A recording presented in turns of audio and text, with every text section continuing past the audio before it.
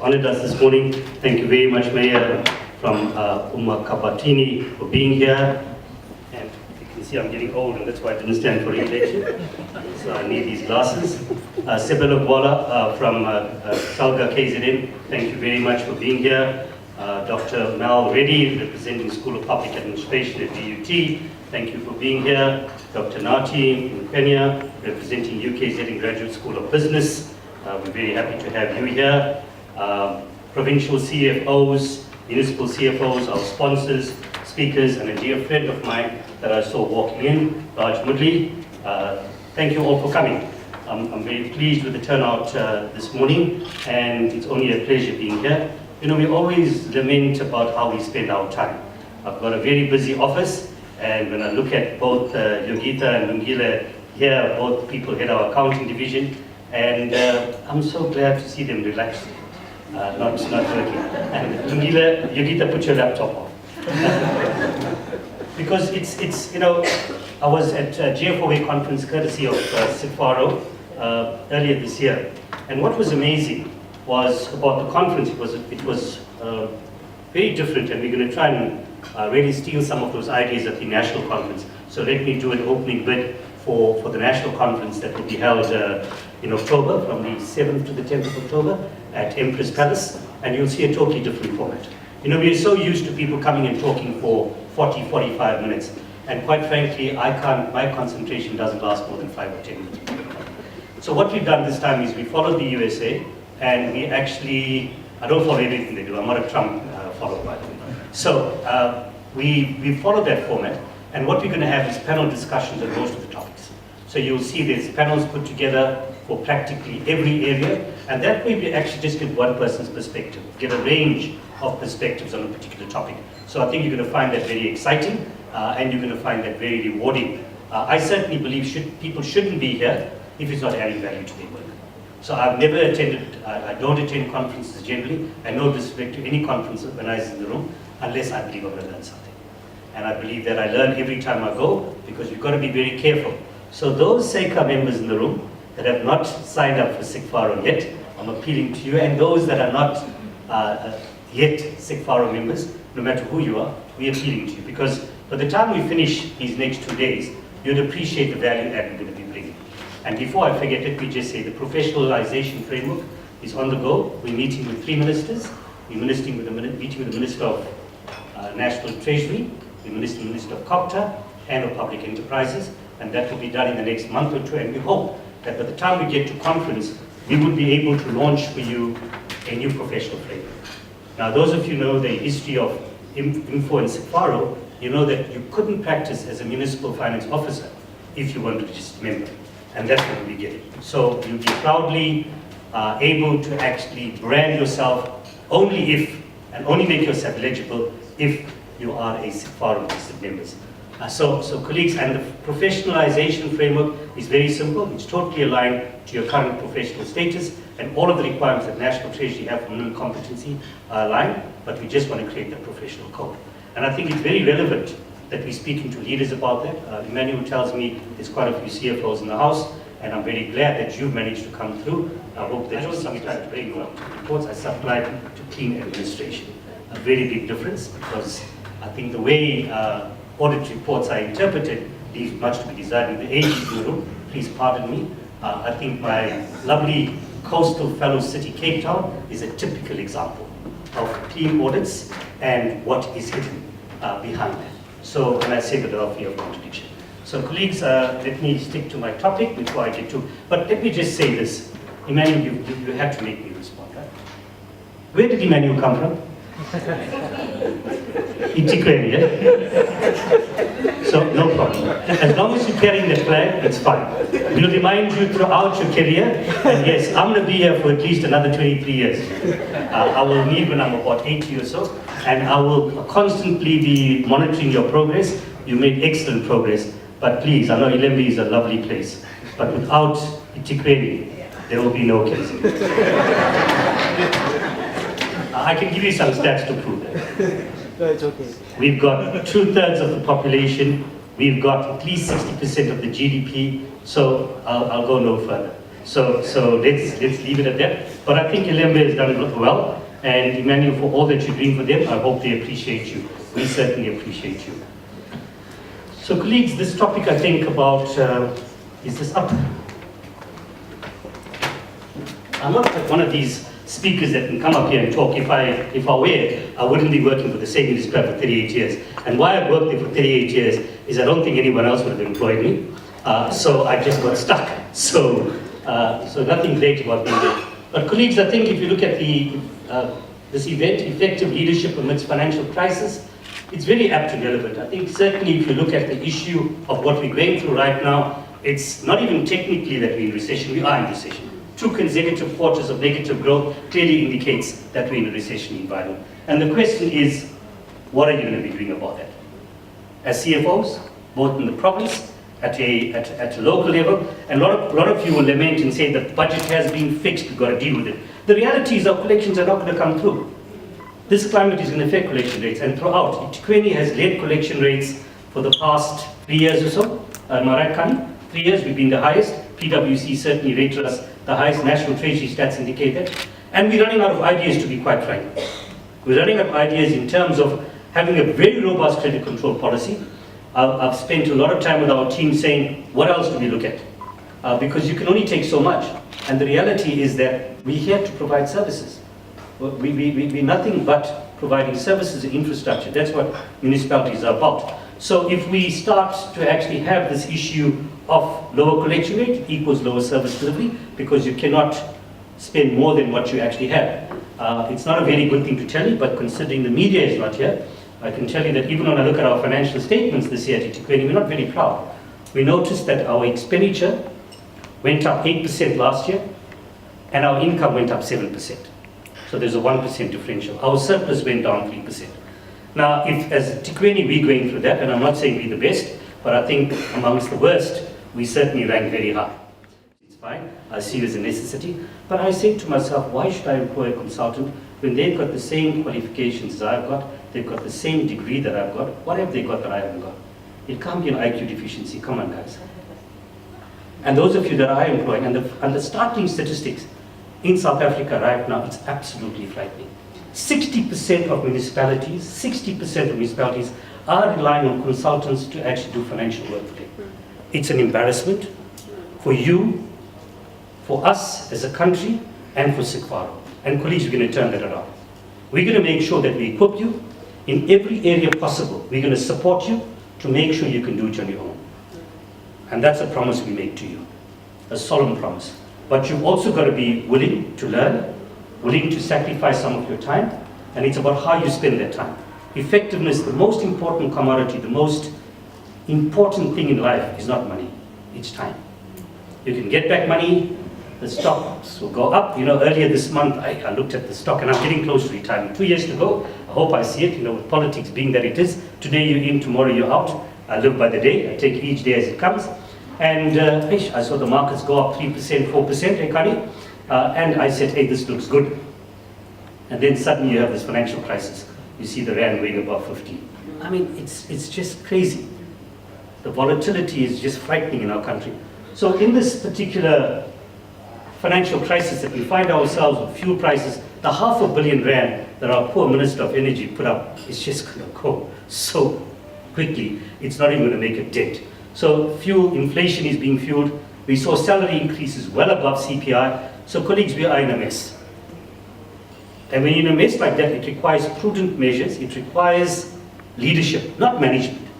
And as a CFO, you're a leader. If you're not taking and you're not having an interaction with your mayor and putting the reality before mayoral leadership, then you're not effective as a leader. You should bow out. You should be able to constructively be able to actually send the right message that we have got a severe problem and we need to review what we're doing. So colleagues, and it's not about, and I understand it's an election year, I know, and we've got to deliver. If not, you're not going to come back. If you don't come back, I'm probably out. So I understand. So we are here on a relationship that's totally tied virtually by an umbilical cord, so we understand where we belong. So, but we need to actually be honest with each other, because leaders, the honest leaders are the true leaders that survive the longest. If you're honest, you will survive. If you tell lies, you're going to be found. And that doesn't mean, and also if you suppress the facts, you're not going to survive, colleagues. I can assure you. I can assure you. So it's about, leadership is about making sure that you're always able to package things appropriately, be honest, fair, don't sensationalize, don't do what the media does, and sensationalize issues. Be practical, be honest, look at what you can achieve, and really look at making sure that you have a solution to every issue. Because you're not a manager. And I asked my team, they'll remember, I asked them, are you a manager or you're a leader? And some people put their hands up and said, no, they're managers, they're not leaders. So, and there's big, we can have all of the technical people that come from the graduate schools, etc.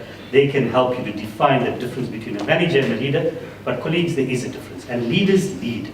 Managers just manage, they will manage producing something for you, and that's it. But if you want to be a leader, and if you're managing whatever a budget is, whether it's 5 billion or whether it's 45 billion, it's just size, and size doesn't matter. It's about how much of energy you put into it, how much of thought leadership you put into that, and how much of creativity is put. And I think certainly, let me say this, in South Africa or anywhere in the world you go to, there's certainly scope for improvement. Certainly scope. Our productivity is one of the things that that's hitting this country. And if the number one challenge for me is productivity. So if people want salary increases, for me it's not a problem. The private sector survives primarily. And people always, and this is my throwaway comment for you today, I've been having to go for the last 5 years to KIBS School of Management every year, courtesy of National Treasury, and they teach us a few things at the school. And one of the things they taught us is have a storyline for everything and let people take a story away that's simple to remember. And my storyline for this is, if you treat this municipality, this province that you're working in, whatever space you are in, as your own business, treat it as your own business. Simple, nothing fancy, right? Just treat it as your own business. And we've been saying this from day one at Tikweli, and that's our survival motto. Treat this as your own business. Because if you had a financial crisis in your own business, what would you do? You start cutting expenses. I know what I'll tell my wife. Can't tell her how to stop spending money, but I will probably pull the credit card back, put some limits, make sure that we cut certain trips, etc. But you will actually be frugal, you look for stringent measures. But do we do that in the public sector? No, no, no, no. We go and we spend. We will spend like nothing is, like there's no tomorrow. And what happens is, that's why the GDP growth increases in terms of the gap that we have in terms of fiscal deficit, and we all end up in the pickle in terms of then the credit ratings coming after us and saying, look at the gap that you have, and you've got to borrow so much more nationally as an economy. Is it correct to continue spending the way we are spending when you continue to actually increase the actual fiscal deficit? But the biggest gain is going to be productivity. And all of us can impact on productivity. All of us. It's a major problem. And whether it's by geographical location, whether it's by efficiency, I love the auditors, by the way, for one simple reason. They keep timesheets. And those timesheets for me are a reflection of how you spend your time. Because quite often I go to work and I say, can I really account for my time at the end of the day? And colleagues, all of us should do that. Are we adding value? Should I be in that meeting? If there's another colleague of yours in that meeting, should you be there? Why are two of you sitting in the same meeting? What difference are you making at that meeting? Who's making the decision? If I'm not going to be making a decision, I'd rather not be there. As I was coming in this morning, there's another meeting with the city manager. Our metro police are expanding because crime is a major issue. They're employing another 800 people over the next 2 years, and they wanted some intermediary post. It's 14 million rand, I know, and there's a meeting for that. So I'm saying, why late on this thing? We know it's 14 million rand, let's make a decision. You can't employ 800 people, you're not going to supervise them, so you need that money, supervise your structures.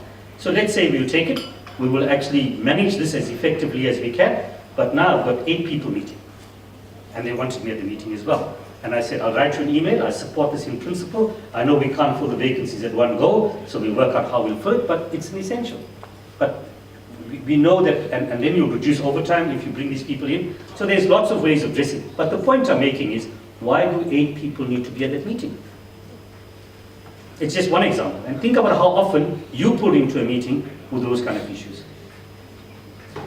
Politicians love to see senior people at a meeting, and I don't blame them, because if not, you're not respecting them. So, and I respect that. I go to all the caucus meetings. If I don't go, I don't know what will happen because I don't want to be saying to my department, I'm not there to defend. So I go. And when I come out of that meeting, I said, did I say a single word? Sometimes you can't speak because if the leadership are in that mood of, crushing and having a go at you, if you say anything, you're gone, right? And you know the so you just got to sit there, cringe. And I've got these beads, so I just take them out and I play with it. And one day the mayor asked me, he says, what you do? I said, no, I'm just got these beads. He says, no, I know. I said, no, I'm praying. He said, for who? I said, for you. And I said, no, for all of us. So that's the reality, colleagues. We called into meetings, a lot of time is spent, and is that the best way that you wanted your CFO to spend the day? Or did you want them to spend time improving the collection rate, improving the spend, looking for other ways of actually dealing with business in a far more effective way?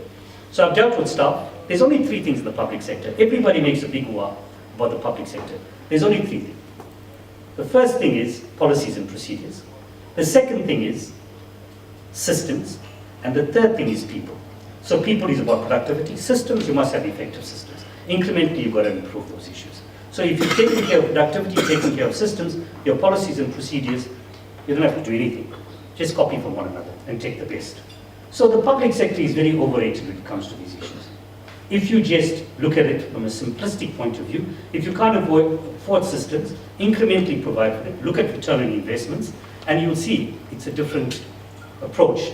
And I'm so glad that my city yesterday took a very, very important decision that will really revolutionize, to a certain extent, the way we do business.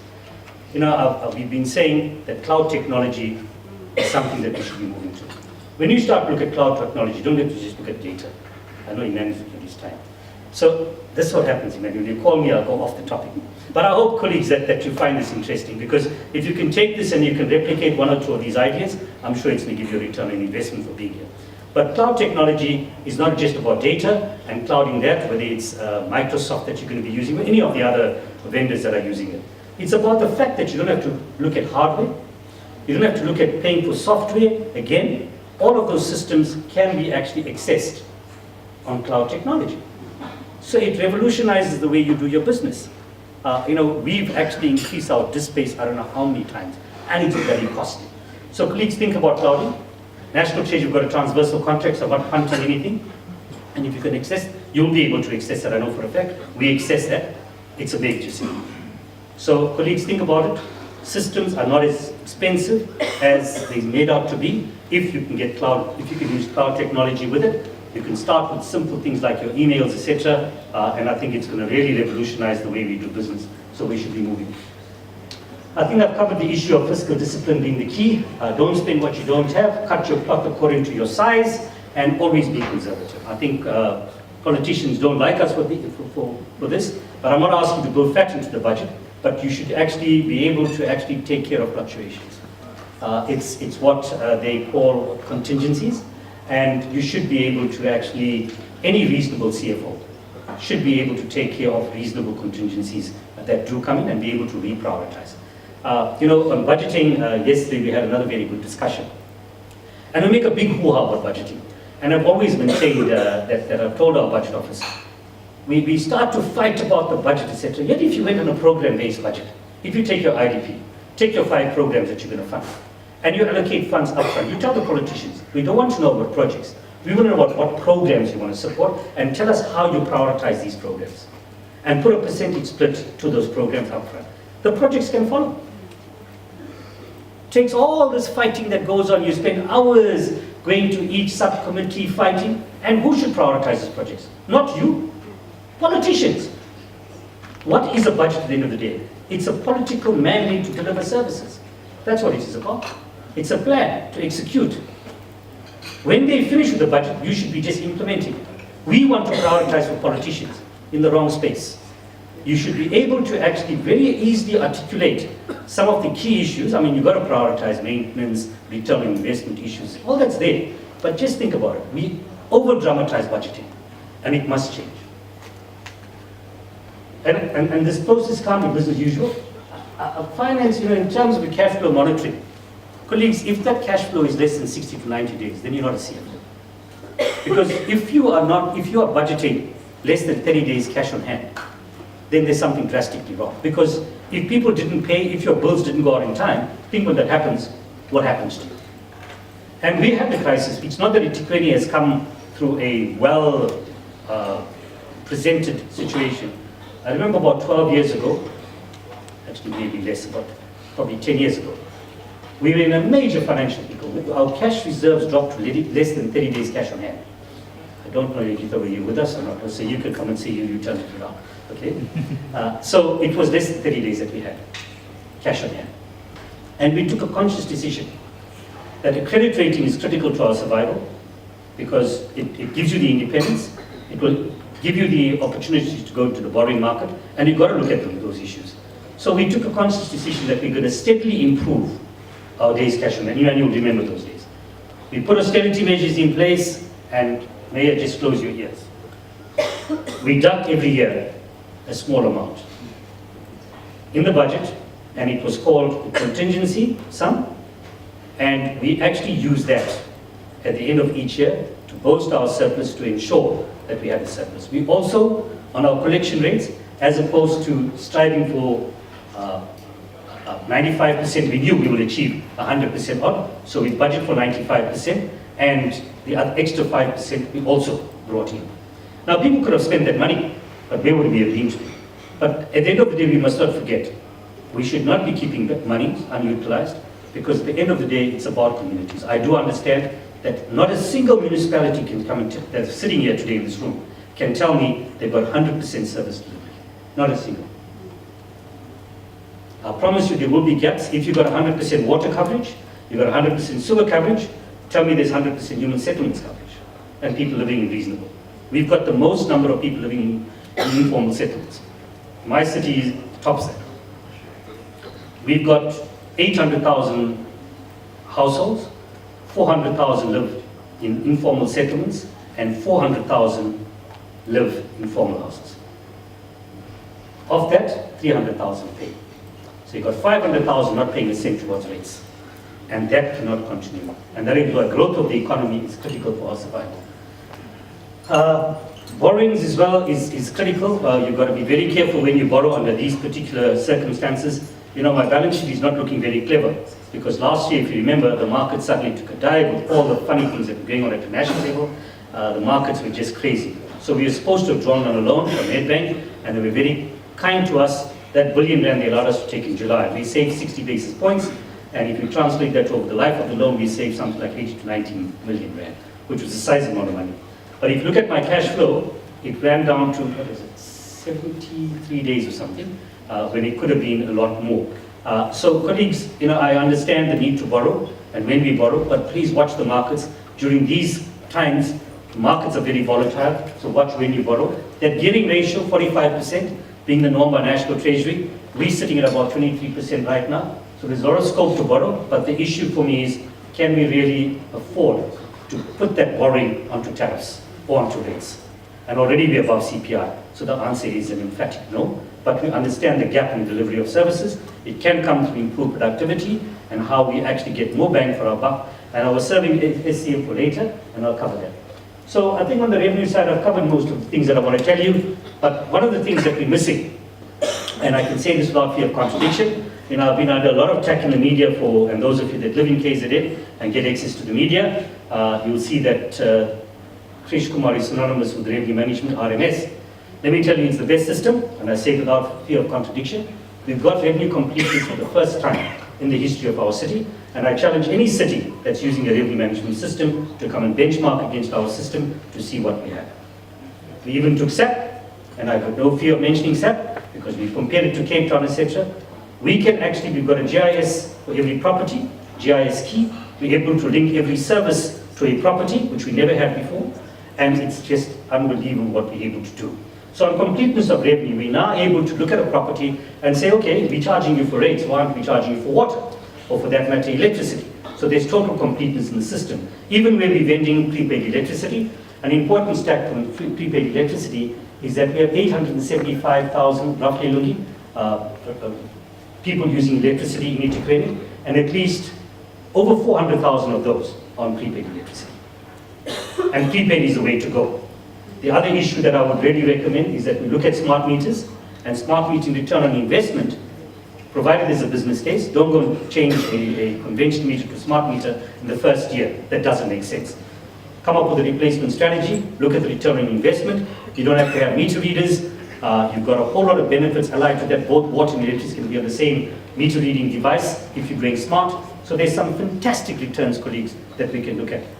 For those people that are on prepaid, don't change that to a smart meter. Leave them on prepaid, but gradually try to get to smart. And then the other issue for us is valuation roles. You know, every 4 years we change values in the valuation role.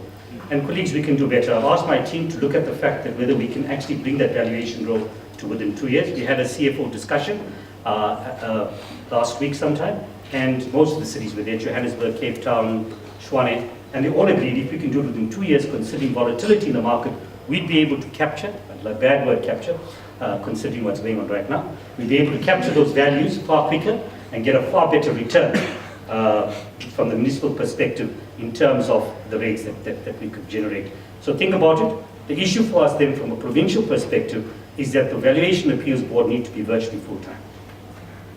We had less than 2% objections in the last valuation roll, so that's fantastic. And if we can bring that down even further, I think if we do it every 2 years as opposed to 4 years, we would end up with probably 1% or less, which is fantastic. Hong Kong has about 10-12% objection rate. If you look at other first world countries, they're well above 5 to 10% in terms of objections. So I think those are the 2 quick wins that you could look at. I said digital technology is here to stay. We've just employed a new digital person to actually just look at the issue of not just smart cities, because smart cities is a bigger connotation besides technology, but just the whole digital era that we want to be in terms of making it easy for customers to access us, whether it's a building plan, whether it's a account that you want to query, everything should be done from the cell phone. And most people, the poorest of the poor today, have got cell phones. So we should be actually striving to make sure that we're actually maximizing digital technology to drive our full bouquet of services and how we manage. Emmanuel, tell me how long I've got? 5 minutes. 5 minutes. Okay, so I'll wrap this up quickly. Look at expenditure, I think I'm speaking to converted. If you look at our expenditure, there's not much room to maneuver. If you take your bulk purchases, which if you have got bulk purchases for electricity and water, and this is generic, I've actually looked at the figures very quickly across municipalities, and if you take salaries and wages, roughly that will account for between 70 to 80% of your budget. If you take your top 10, 20 items of expenditure, which are very general in nature, it will be things like security, it will be things like fuel and oil, etc. Suddenly 90% of your budget is accounted for. But the issue is, are you getting bang for your buck on everything that we're doing? On the procurement side, and SCM in particular, are you getting best value? And this is the issue that government is getting the most amount of criticism. The state capture is about SCM and all of the processes that follow in terms of how goods and services are procured. So let's not find ourselves appearing before a commission. Then in the public sector, it comes back and bites you 5 or 10 years. I tell all my people, so we stay well at night, eh? Because we know that everything we do with the best intent. And forget about the headlines in the paper today. Buy a daily news today, you will see some horrible stories. But ignore those headlines today and tomorrow in the media, because I can tell you that those issues, and I'm only privy to it because I was asked for a comment on it. I can assure you that we've been not doing the best in every area. But whatever comes to our notice, we try. And you should be asking yourself, whether you're chairing a BAC, whether you're chairing a BEC, can you substantiate what you've signed for? The courts are actually holding. The courts are holding. And we've had 2 matters that have gone to court. On the one instance, they said to us, hold the entire BEC and BAC accountable for the decision. Entire. So as part of a group, you're going to be held accountable. So it's very important. We've had a discussion again at the CFO forum. So if you're sitting on a BEC and BAC, take some indemnity out, and I'm serious. The other thing that we're doing right now in Itiqueni is we're saying, okay, if there's a blurred responsibility with the person that put the specification up and what goes to the specification evaluation, let's create the accountability and make sure that we can hold my brother here, hold me accountable, either of us. But it can't be that there's due, because that's where people slip through the cracks. So now we've set up bid specification. Our head of trading services has created an accountability form. And that accountability form states that the bid specifications is taking full accountability based on his knowledge of the actual submissions. If the bid specification committee changes that, we hold the bid specification committee accountable. If not, the person submitting will be held accountable because you rely on his technical expertise. Imagine smart meters. How many of you know about smart meters here? You sitting on a BEC, poor Kani, she's a fundi on the RMS, but if you had to put on smart meters, you know, she's very smart, so I've got to be careful what I say. Kani, if I'm wrong, you can correct me. She's probably going to back with the technical specification. So how is it fair for her to sit there and pronounce on that? But the person that drafted that specification is hold him accountable. On the BEC as well, you have some technical evaluation that is done outside. Let's hold that team as well accountable. So we also want them to be held accountable when they sign that report and submit it to us. So colleagues, these may seem boring to you. Only when you're part of, like I was part of a Manasa commission or some other inquiry, you will say, I should have listened. So listen carefully. Be very careful what you sign. Be careful on the committees that you serve. If you're uncomfortable, raise your views. Make sure you read those minutes. It comes back 10 years later and bite you. Okay? We also would need to review the issue of economic growth and stimulus issues, but I think that must be done in a positive way. Because we will never fall out of the poverty trap if we don't improve growth. We've got to improve growth, we've got to create jobs, we've got to create employment. So free basic services is linked to growth, and I think the more we stimulate the economy and create sustainable jobs, we are able to deal with the issue of free basic package that in some instances may be too generous, but we've got to appreciate that the poorest of the poor need to be taken care of. I've covered people, I'm not going to go into issues, and I think, Emmanuel, just to say that I agree with you, we've got to constantly reskill and train. And I think from the CIGFARO perspective, we've got to make sure that we're relevant to you as members to make sure that we are giving you value for money, and we hope to be doing so if we haven't done so already for you. And if there's any ideas that you do have in terms of sharing with us, please do so. So I'll still be serving on the board, by the way, as the outgoing president. I didn't want to clutter the post up because I've only got 2 years to go, and it's better to actually serve in the post of past president, and I don't believe in hogging posts. I've had a previous 2-year stint, and I did say I was coming in for the last time, and I meant that. And benchmarking productivity, colleagues, is critical. We may be good at what we do, but others may be better. I've always appreciated this, and I've always subscribed to this. So let's learn from people that are doing things better than us, and you don't have to admit it. Just go and listen, and just pick up. Our credit control policy, I'm so proud of. Kadila and Piet will tell you that they extracted from every city. We had a study group that was created, and we extracted from every city. And today we're very proud of the credit control policy. Our SCM policy is no different. We pulled together a working group of local authorities, not consultants, and we actually made sure that we've actually brought in best practices amongst practitioners. And every time we go to a forum, including last week, we've learned a thing or two. Leadership, we need to rethink the way we do business. We need strict expenditure control, effective cash collection, and that's what I've been saying. We need to set the tone and change attitudes and organizational culture. Colleagues, I always, when I interview for people for posts, I say, am I looking for a technocrat? Am I looking for cultural fit in the organization? Am I looking for somebody that's got the right attitude? And let me tell you the technical requirements, if you make the bare minimum, and somebody has had just beyond that, but don't have the right attitude, don't have the right culture, I'm not going to employ you. Colleagues, it's critical that we've got to understand the nature of the organization that we're working. You've got to understand the politics. I was interviewing somebody the other day for a very, very high post in the city, and I said to them, will you survive the politics? Very, very open-ended question. Because right now, let's be honest, if you look at what's happening in Cape Town, the DAN chatters. If you go to Shwane, the mayor was almost ousted. I think his days are numbered, if you had to ask me, but I may be wrong, I get a lot of things wrong. Johannesburg, there seems to be stability, but the EFF and the DA in a partnership, how long that will last, how long will appease the EFF, I don't know.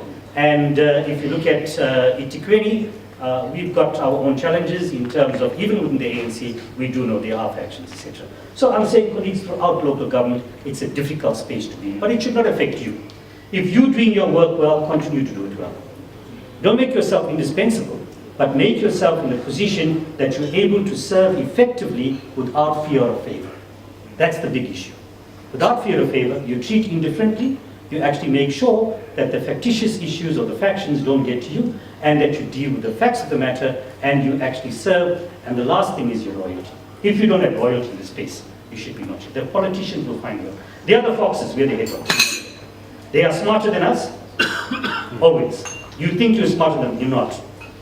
They've got the smartness about them. Politicians are survivors. They are foxes. You know, Clem Santa, foxes and hedgehogs. Read the book. So these guys are smart. And to be able to actually serve them, we've got to know that they will actually find out.